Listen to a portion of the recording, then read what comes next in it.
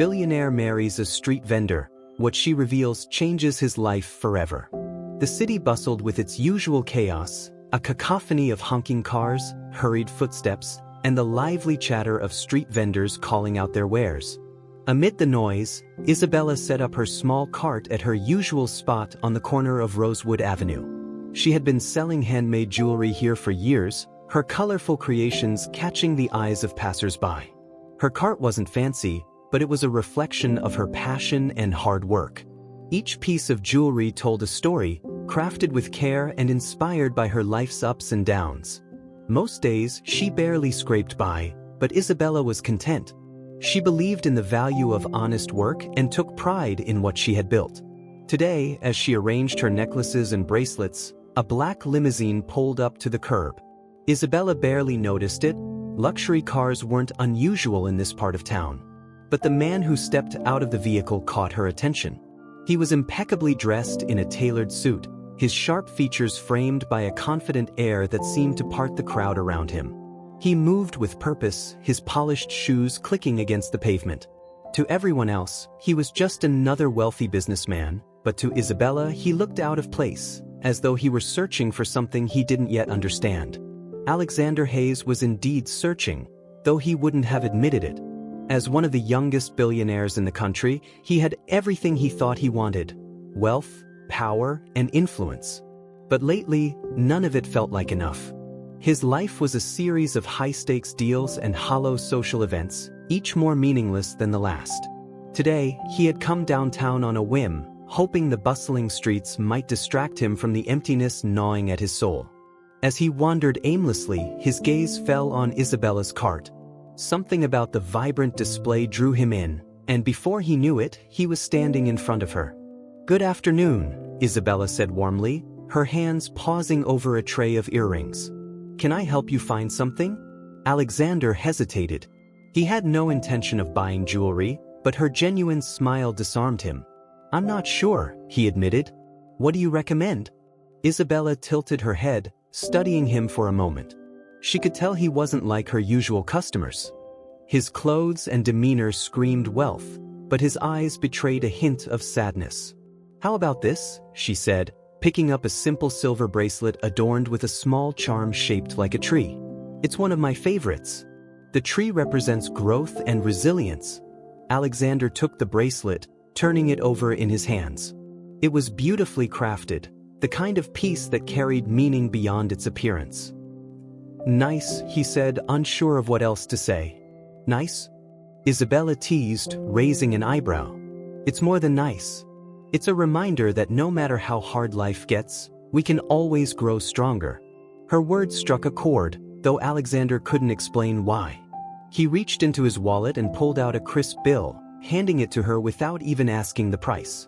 "That's too much," Isabella said, refusing the money. "I don't need charity." "It's not charity," Alexander replied, his tone firm but kind. "It's worth every penny."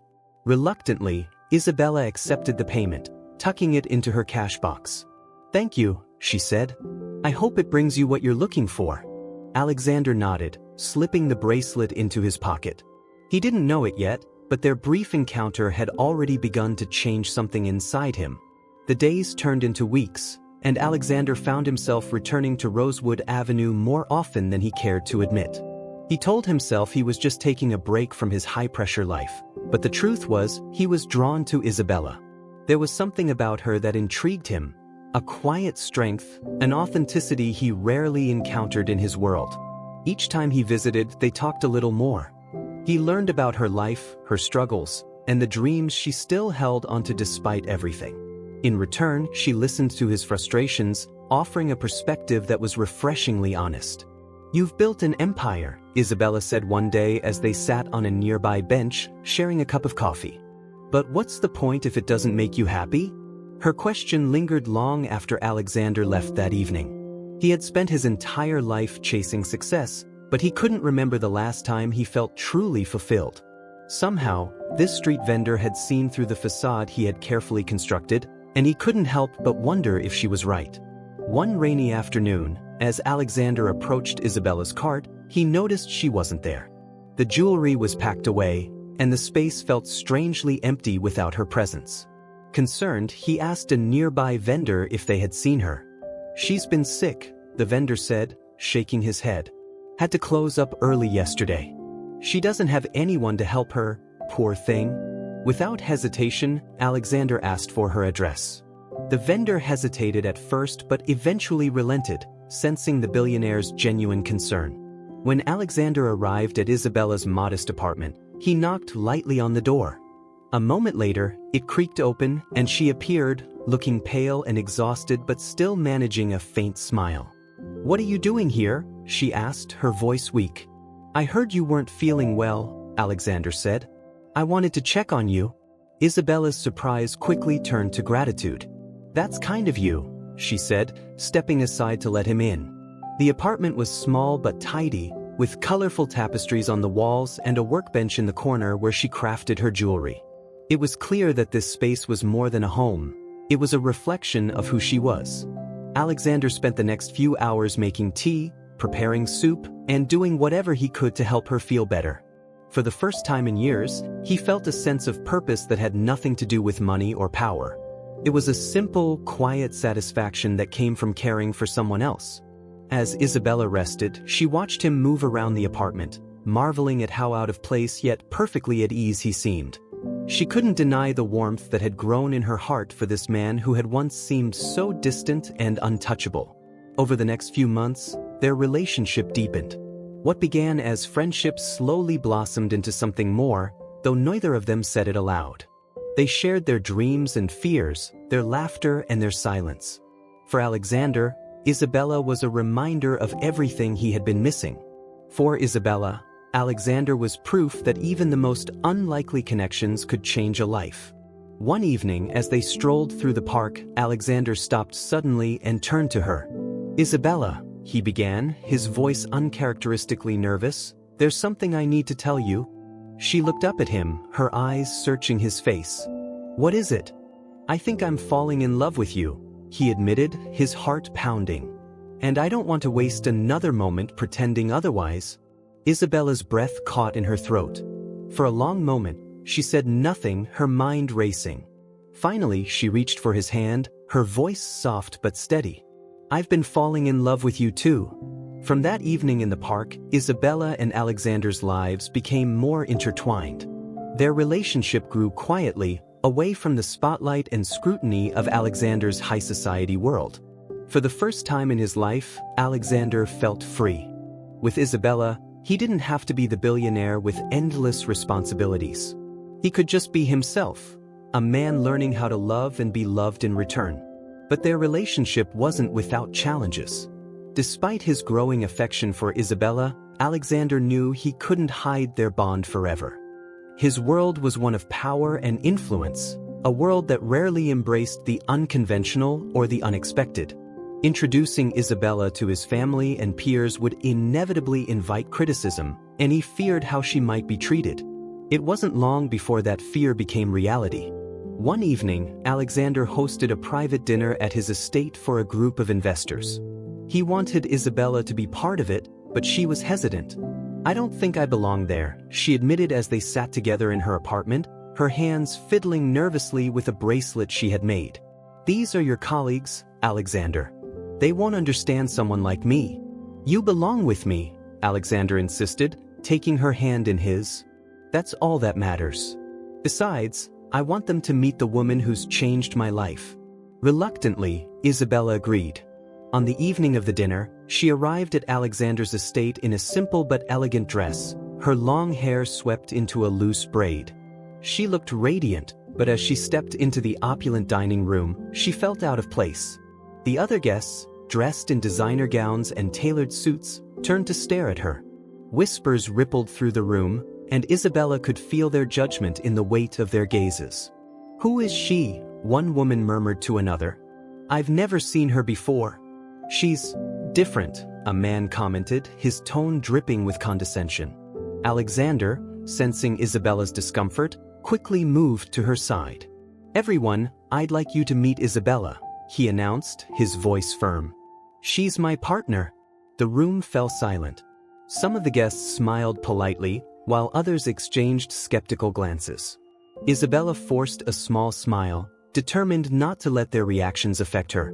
But deep down, she couldn't shake the feeling that she didn't belong. As the evening went on, she tried her best to engage in conversation, but the topics of discussion, luxury vacations, business mergers, and art auctions, felt foreign to her. The guests seemed more interested in gossiping about her than getting to know her, and by the end of the night, she felt exhausted. When the last guest had left, Isabella turned to Alexander, her eyes filled with uncertainty. "I don't think I fit into your world," she said quietly. "You don't have to," Alexander replied, pulling her into his arms. "You're my world, Isabella. And anyone who can't see how incredible you are doesn't matter."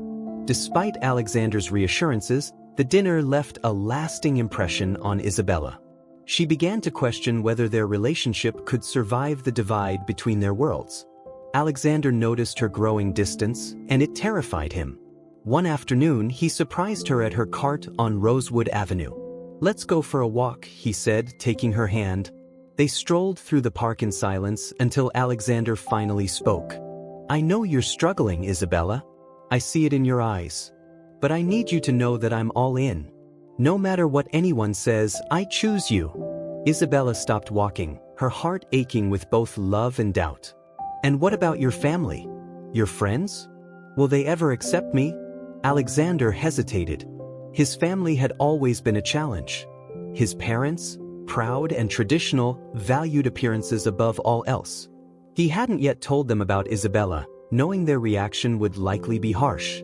"I don't know," he admitted, "but I'm willing to fight for us. Are you?" Isabella looked at him, her eyes brimming with tears. "I am. But I need to know you won't let them tear us apart." "I won't," Alexander promised, his voice steady. "You have my word." The next challenge came in the form of Alexander's mother, Eleanor. A formidable woman with a sharp tongue and an even sharper wit, Eleanor was known for her unrelenting standards. When Alexander finally introduced Isabella to her, the encounter was predictably frosty. "Is this the woman you've been spending all your time with?" Eleanor asked, her tone laced with skepticism. "Yes," Alexander replied, his arm protectively around Isabella. "Her name is Isabella, and I love her." Eleanor's gaze swept over Isabella, taking in her simple attire and unassuming demeanor. "Love, you say? Interesting. And what does she do?" "She's an artist," Alexander said firmly. "She makes beautiful jewelry." "Jewelry?" Eleanor repeated, raising an eyebrow. "How quaint." Isabella, sensing the condescension, took a deep breath and met Eleanor's gaze. "It's more than just jewelry, Mrs. Hayes. Each piece tells a story. It's my way of connecting with people." Eleanor's expression didn't soften, but she didn't dismiss Isabella outright. Instead, she turned to Alexander. "A street vendor," she said under her breath. "This is unexpected." "She's more than that," Alexander said, his tone unwavering. "She's the most genuine, kind-hearted person I've ever met. And if you can't see that, then you don't know me as well as you think." Eleanor's eyes narrowed, but she said nothing more. As they left the house, Isabella couldn't help but feel a pang of sadness. She wanted to win Eleanor's approval, but she wasn't sure it was possible. Over the next few weeks, Eleanor's attitude began to shift. Despite her initial reservations, she couldn't ignore the effect Isabella had on Alexander. He was happier, more grounded, and more compassionate than she had ever seen him. Slowly, Eleanor began to see the value in Isabella's perspective. One afternoon, Eleanor invited Isabella to tea. Isabella was surprised by the gesture but accepted, hoping it was a step toward understanding. As they sat in Eleanor's grand parlor, the older woman regarded Isabella with a mixture of curiosity and caution. "Tell me," Eleanor said, "what do you see in my son?" Isabella smiled, her hands resting on her lap. "I see a man who wants to do good in the world. A man who's learning to see beyond himself. And I see someone who makes me feel safe and loved." Eleanor studied her for a moment before nodding. "You're different from anyone he's brought home. And perhaps that's not a bad thing." Isabella's heart lifted at the faint note of approval in Eleanor's voice. It wasn't much, but it was a start. As time went on, Isabella's presence in Alexander's life became more accepted, even celebrated. The couple's love story captivated the media, and people from all walks of life found inspiration in their bond.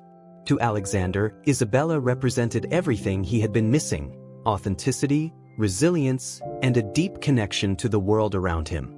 One evening, as they sat together under the stars, Alexander reached into his pocket and pulled out a small velvet box. "Isabella," he said, his voice trembling slightly, "you've changed my life in ways I never thought possible. You've shown me what it means to truly live and love. Will you marry me?" Tears streamed down Isabella's face as she nodded, her voice choked with emotion. "Yes," she whispered, 1,000 times, yes. As Alexander slipped the ring onto her finger, he felt a sense of completeness he had never known before. In that moment, surrounded by the quiet beauty of the night, they knew they had found something rare and extraordinary. The engagement between Alexander and Isabella became a media sensation almost overnight.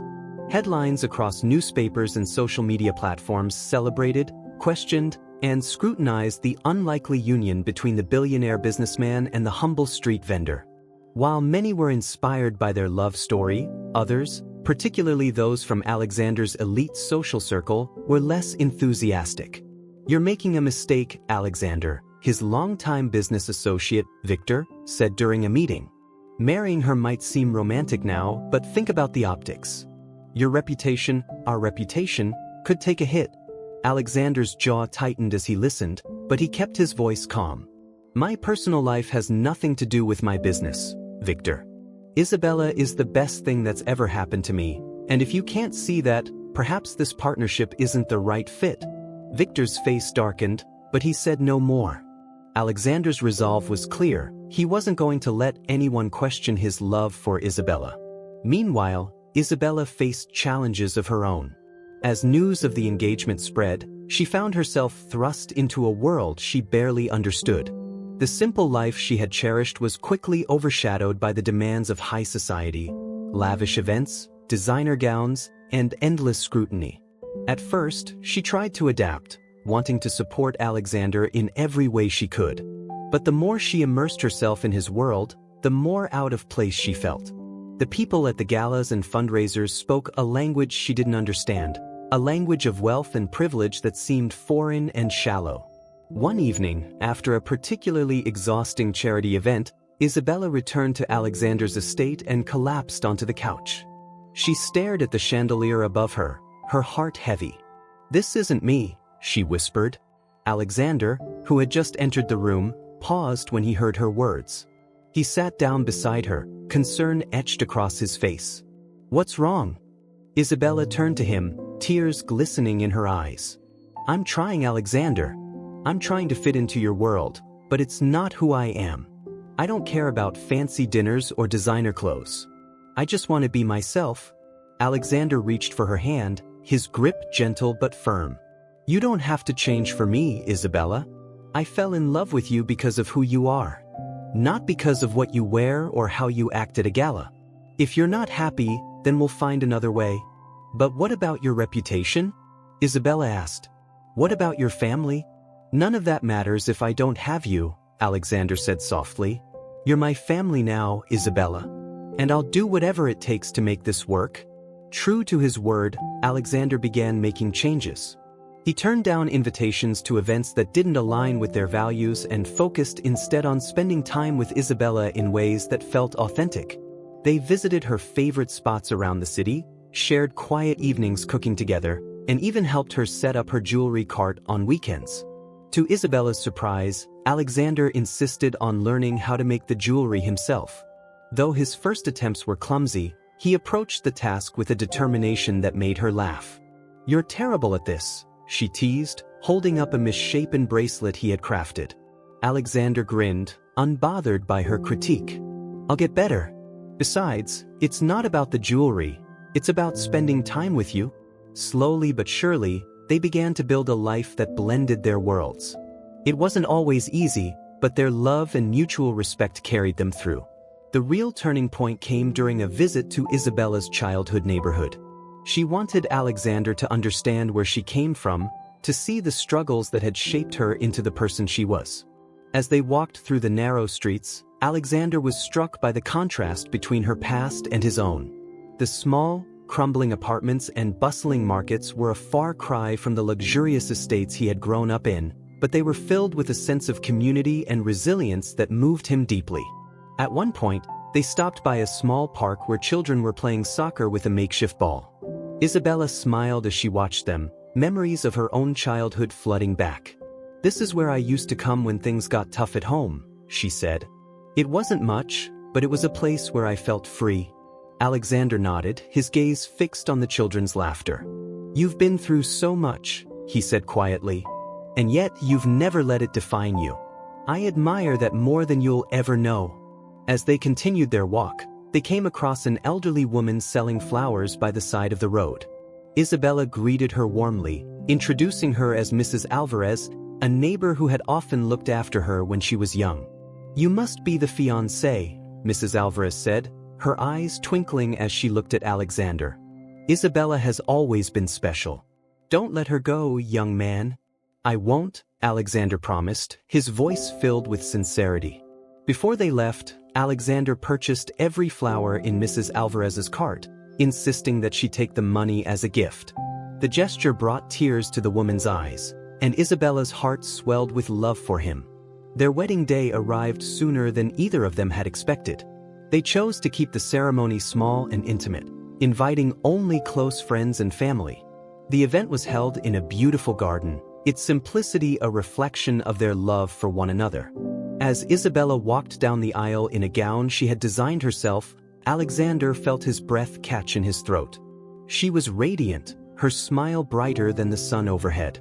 In that moment, he realized how much she had changed his life, not by trying to fit into his world, but by teaching him to see the beauty in hers.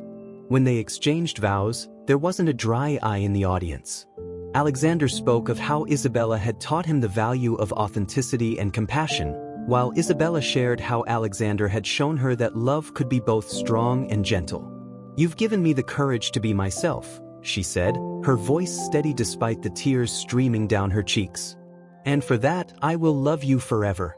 After the wedding, the couple settled into a life that was uniquely their own. Isabella continued to run her jewelry business, though now with the support of Alexander's resources.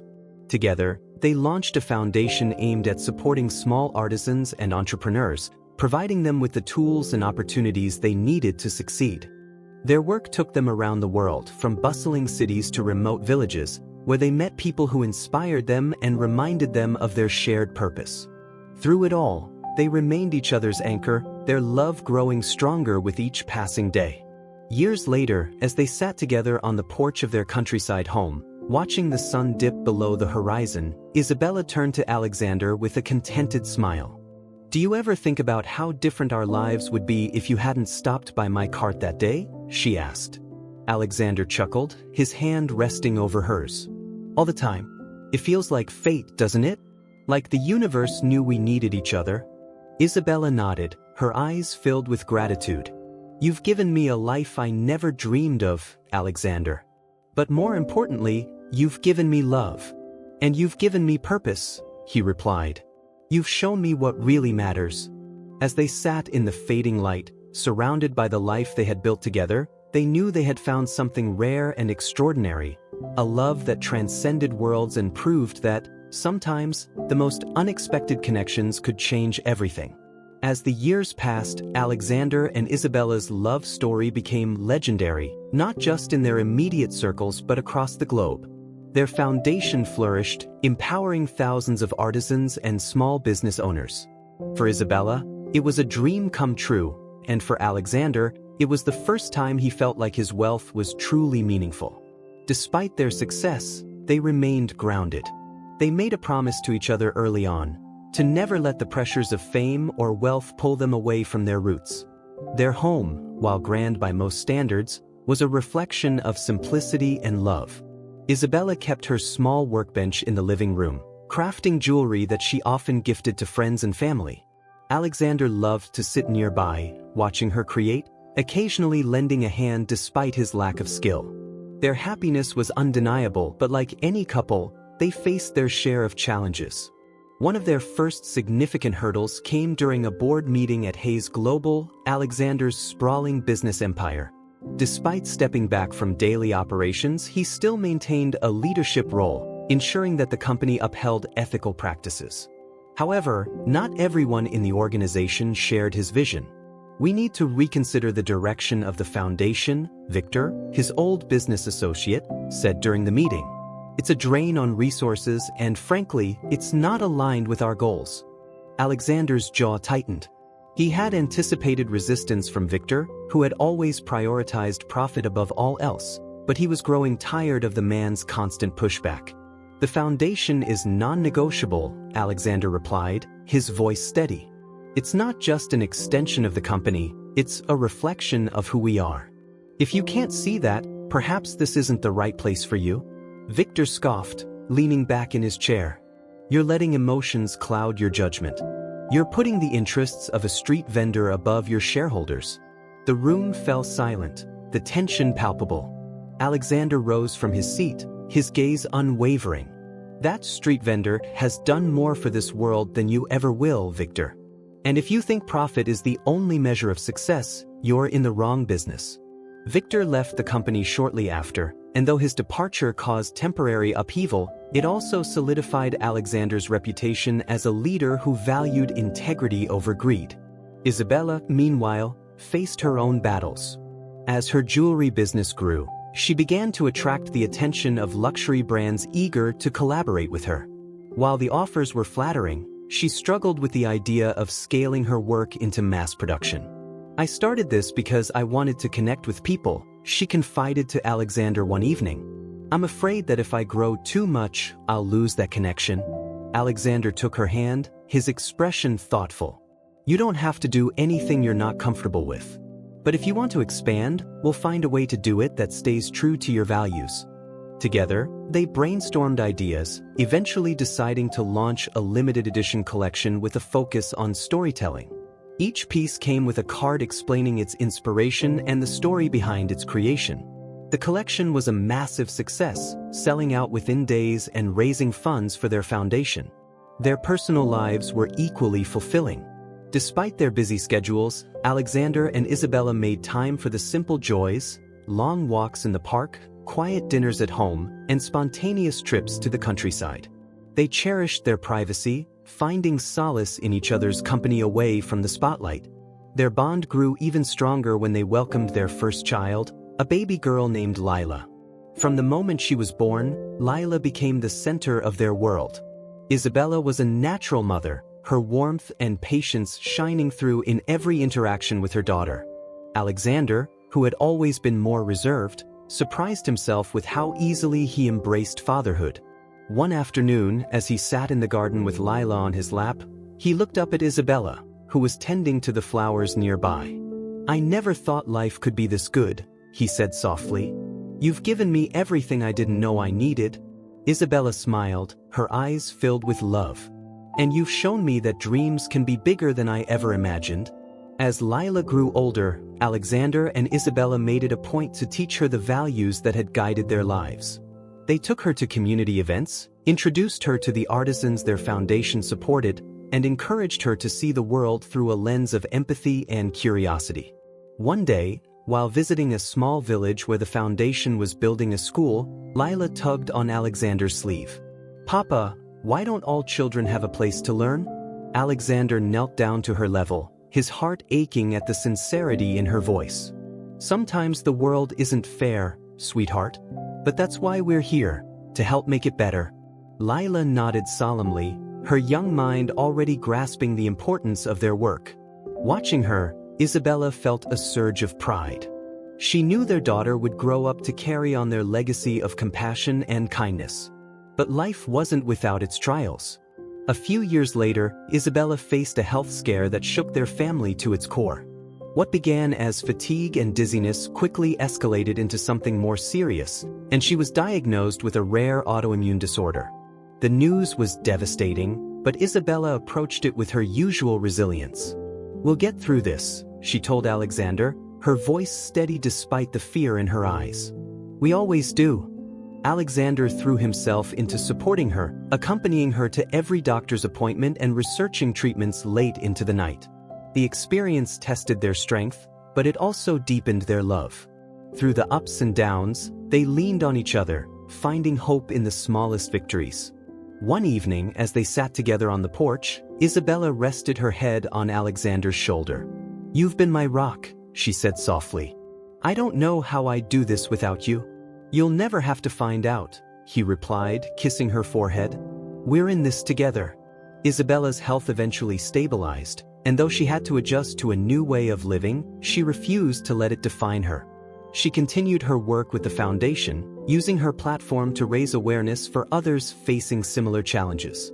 Her resilience inspired countless people, including Alexander.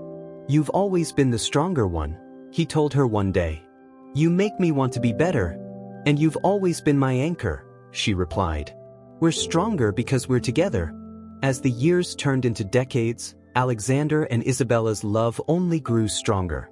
They celebrated their milestones quietly, surrounded by the people they loved most. Their foundation continued to thrive, leaving a legacy that would outlive them both. One evening, as they sat together watching the sunset, Alexander took Isabella's hand in his. "Do you ever think about how far we've come?" he asked. "All the time," she replied, her voice filled with gratitude. "It's been an incredible journey. And it's not over yet," he said, his smile soft but certain. "There's still so much to do." Isabella nodded, her heart full. "As long as we're together, I'm ready for whatever comes next." As the sun dipped below the horizon, they sat in peaceful silence, their hands intertwined. Their journey had been filled with challenges and triumphs, but through it all, their love had remained steadfast, a beacon of hope in a world that so often needed it. And in that quiet moment, they knew that their story was far from over. Together, they had built a life of meaning and purpose, proving that love could bridge even the widest of divides. As Alexander and Isabella's journey continued, the couple found themselves reflecting more on the legacy they wanted to leave behind, not just for their daughter, Lila, but for the countless people their lives had touched. The foundation they built had become a powerful force for good, transforming communities and inspiring others to take action. But Alexander and Isabella knew there was still more they could do.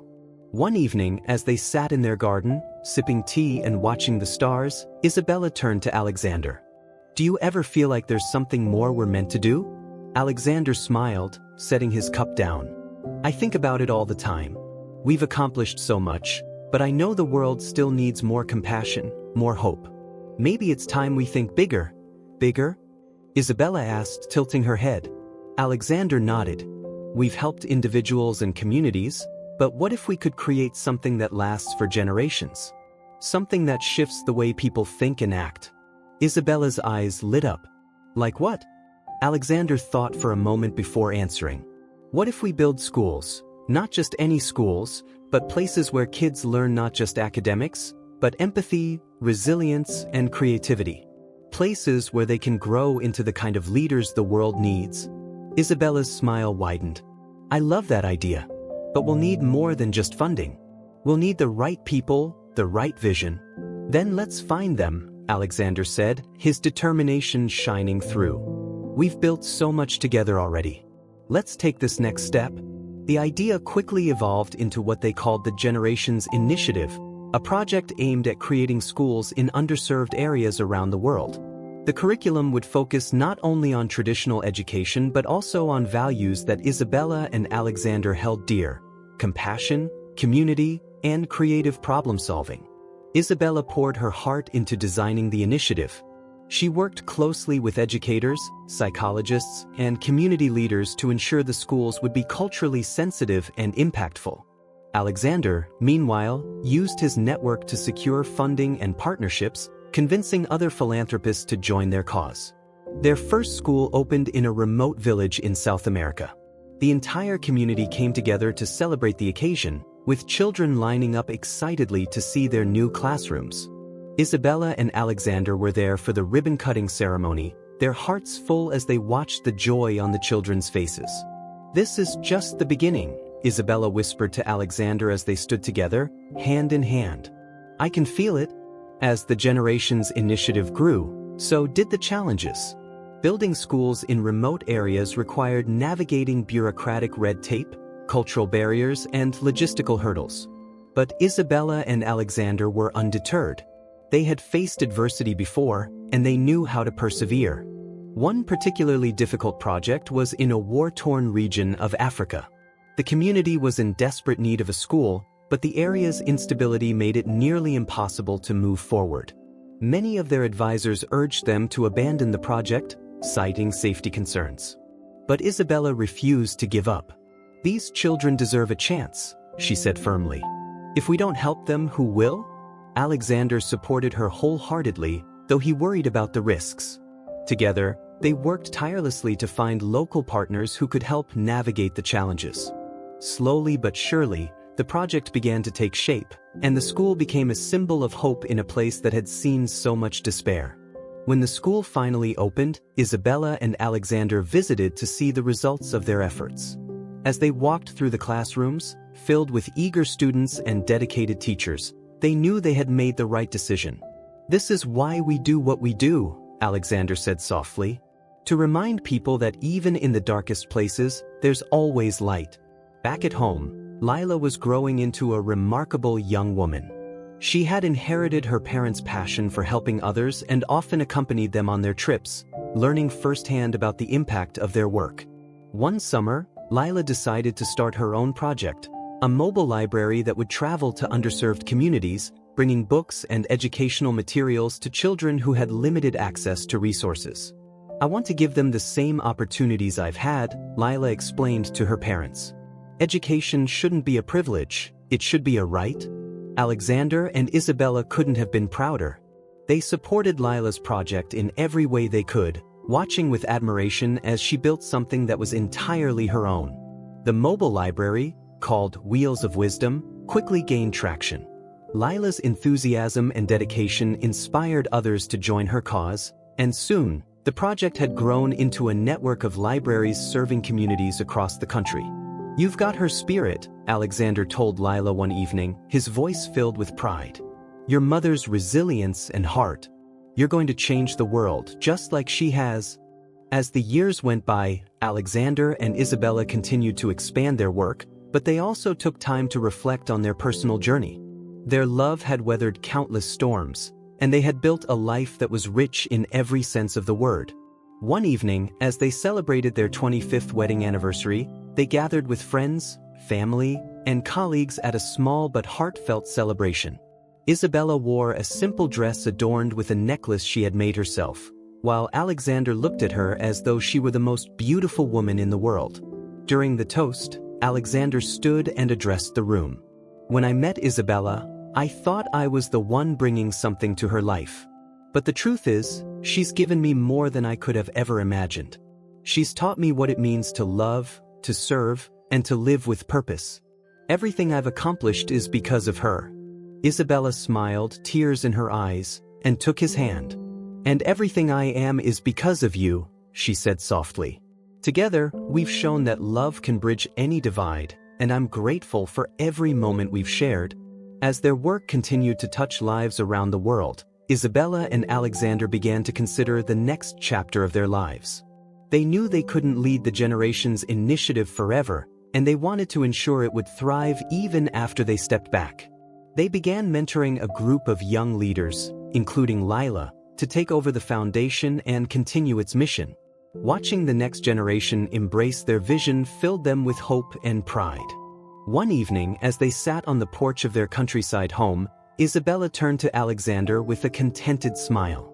"Do you think we've done enough?" she asked. Alexander took her hand, his gaze steady. "We've done everything we could. And now, it's time to let others carry the torch."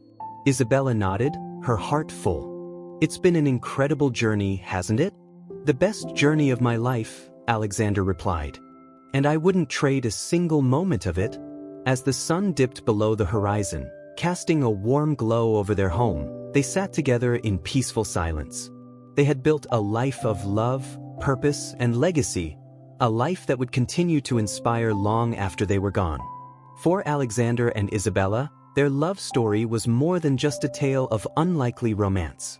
It was a testament to the power of connection, resilience, and the belief that even the smallest actions could change the world. And as they sat hand in hand, they knew their journey was far from over. As Alexander and Isabella prepared to pass the leadership of the generation's initiative to the next generation, they found themselves reflecting on the seeds they had planted in the world. They had built something larger than themselves, but now, more than ever, they wanted to savor the life they had worked so hard to create. Their countryside home became a sanctuary for their family and friends, a place where their hearts were filled with laughter and warmth. On most weekends, they hosted gatherings that brought together people from all walks of life: former street vendors, artisans, executives, and community leaders. The diversity of their guests was a testament to the bridges they had built over the years. One particular summer, they organized a community celebration to honor the 10th anniversary of the first school they had opened through the Generations Initiative. The event brought together children who had graduated from the school, now young adults pursuing their dreams, alongside educators and local leaders who had helped make it all possible. Isabella stood in the middle of the crowd, watching as a young woman named Sophia approached her. Sophia had been one of the first students at the school, and Isabella still remembered the quiet, wide-eyed girl who had hesitated to speak during the ribbon-cutting ceremony. "Mrs. Hayes," Sophia began, her voice trembling with emotion, "I wanted to thank you. You probably don't remember, but you gave me a notebook that day, and you told me to write down my dreams. I've kept that notebook all these years. It's the reason I believed I could go to college." Isabella's eyes filled with tears. "And what are you doing now, Sophia?" "I just graduated with a degree in engineering," Sophia said, smiling through her own tears. "And I've been hired to work on a clean water project in my village." Isabella hugged her tightly, her heart swelling with pride. "You're incredible, Sophia. Never stop dreaming." Alexander, watching from a distance, felt a deep sense of fulfillment. Moments like these reminded him why they had dedicated their lives to this work. As he walked over to join Isabella and Sophia, he couldn't help but think about the ripples they had created, ripples that would continue long after they were gone. In the midst of their reflections, life continued to surprise them. One quiet autumn morning, Alexander received an unexpected letter from an old colleague. The letter was from Victor, the business associate who had left Hayes Global years earlier after clashing with Alexander over the foundation. The tone of the letter was far from what Alexander had expected. Victor apologized for his past behavior, admitting that he had been blinded by his obsession with profits. "Your work has opened my eyes," he wrote. "I've spent the last few years trying to make amends, and I'd like to support the Generations Initiative, if you'll have me." Alexander showed the letter to Isabella, who read it carefully before looking up. "Do you believe him?" "I think people can change," Alexander said thoughtfully. "And if he's sincere, this could be an opportunity to expand the initiative even further." They decided to meet with Victor, who was now running his own philanthropic organization. During their meeting, Victor shared how his perspective had shifted after witnessing the impact of their work. "You showed me that success isn't just about numbers," he said. "It's about the lives we touch." With time, Victor became one of the initiative's strongest allies, helping to secure funding and partnerships that allowed them to open schools in areas they had previously struggled to reach. His transformation was a reminder of the power of forgiveness and the capacity for people to grow. As they approached their golden years, Isabella and Alexander began to slow down, spending more time enjoying the simple pleasures of life. They took long walks in the woods, tended to their garden, and read books by the fire. Their daughter, Lila, who was now running the Generations Initiative alongside her team, often visited with her own family, filling the house with the joyful chaos of children's laughter. One day, as they sat together on the porch, Isabella turned to Alexander with a wistful smile. "Do you ever think about how it all started? That day at my cart?" Alexander chuckled, his eyes crinkling at the corners. "I think about it all the time. If someone had told me then that my life would change because of a silver bracelet, I wouldn't have believed them." "Fate is funny like that," Isabella said, resting her head on his shoulder.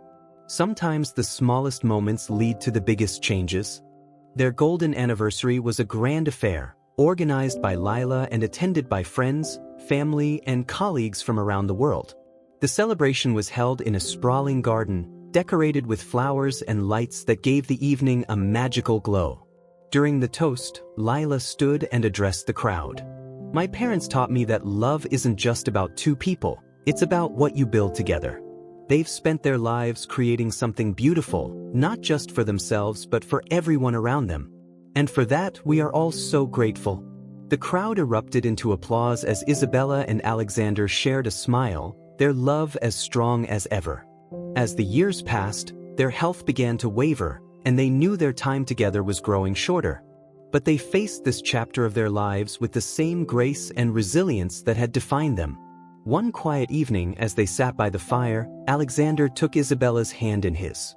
"Do you remember what you said to me when I bought that bracelet?" Isabella laughed softly. "I told you it was more than just nice, it was a reminder to grow stronger." "You were right," Alexander said, his voice filled with emotion. "That bracelet changed everything. You changed everything. And you gave me a life I never dreamed of," Isabella replied, her eyes shining. "I wouldn't trade a single moment of it." In the days that followed, Isabella fell ill, and Alexander never left her side. He held her hand through the pain, whispering words of love and gratitude. When she finally passed, surrounded by her family, Alexander felt a profound sense of loss but also an overwhelming gratitude for the life they had shared. After Isabella's passing, Alexander dedicated his remaining years to ensuring her legacy lived on. He continued to support the Generations Initiative, now renamed the Isabella Hayes Foundation in her honor. Her jewelry, once sold from a small cart, became a symbol of hope and resilience, with proceeds funding schools and community projects around the world. Alexander often visited the places they had touched together, finding solace in the lives they had changed. He spoke of Isabella with reverence, sharing their story as a testament to the power of love and compassion. When Alexander's time finally came, he passed peacefully, surrounded by his family. In his final moments, he clutched the silver bracelet that had brought them together, a small but powerful reminder of the life they had built. Their story became a legend, passed down through generations as an example of what love and determination could achieve. The Isabella Hayes Foundation continued to thrive, carrying forward their mission of creating a more compassionate and connected world. And though they were gone, their legacy lived on. In the schools they had built, the lives they had touched, and the love that had inspired it all. For Alexander and Isabella, their journey had been extraordinary. And in the end, they had proven that the most meaningful riches were not found in wealth or power, but in the hearts of those they had loved and served.